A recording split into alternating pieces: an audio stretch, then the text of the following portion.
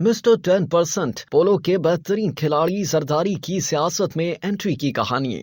साबिक सदर आसिफ अली जरदारी ने अपनी जिंदगी का तवील अरसा जेल में गुजारा और उन्होंने सियासत में बहुत तनकीद का सामना भी किया। 2007 में बेनजीर भुट्टो की शहादत के बाद पाकिस्तान पीपल्स पार्टी की कमान आसिफ जरदारी को सौंपी गई और 2008 में वो पाकिस्तान के सदर मुंतखब हुए। आसिफ अली जरदारी का ताल्लुक एक सियासी खानदान से है। उनके वालिद हाकिम अली जरदारी पीपल्स पार्टी में शामिल होने से पहले बाएं बाजू की नेशनल अवामी पार्टी में सरगर्म थे। ताहम जुल्फिकार अली भुट्टो की फांसी के बाद वो पीपल्स पार्टी में शामिल हो गए। साबिक सदर आसिफ जरदारी हमेशा पोलो के अच्छे खिलाड़ी रहे हैं और सियासत में भी गेम की चाल इस्तेमाल करते हैं। आसिफ जरदारी जब नौजवान और खिलंडरे हुआ करते थे, ये तब से घुड़सवार रहे हैं। वो आला नस्ल के घोड़े पालने का शौक रखते हैं। बेनजीर के दौरे हुकूमत में उन्होंने वजीर आजम हाउस में स्तबल भी बना रखा था। उन्होंने बेनजीर भुट्टो से शादी के बाद सियासत में बाकायदा कदम रखा। वजीर आजम बेनजीर भुट्टो को 1989 में अदम एतमाद का सामना करना पड़ा तो उस वक्त आसिफ जरदारी ने बेनजीर भुट्टो को यकीन दिलाया कि वो अदम एतमाद के वोट को नाकाम बनाएंगे और उन्होंने ऐसा करके भी दिखाया। अदम एतमाद के वोट की शिकस्त के चंद ही महीनों बाद उस वक्त के सदर गुलाम इसहाक खान ने करप्शन के इल्जाम में बेनजीर की हुकूमत बरतरफ कर दी और आसिफ अली जरदारी पर संगीन इल्जामात आयद किए और मीडिया में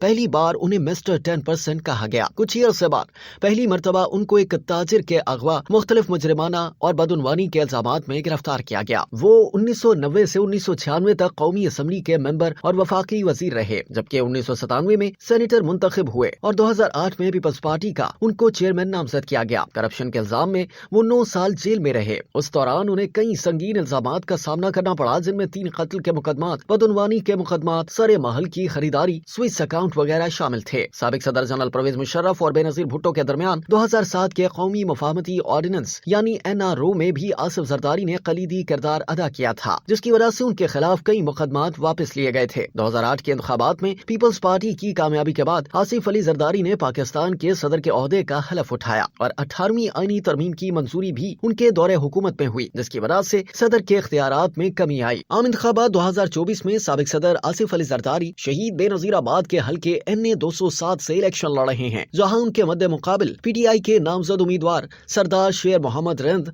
और आजाद उम्मीदवार सज्जाद हुसैन शाह नकवी हैं।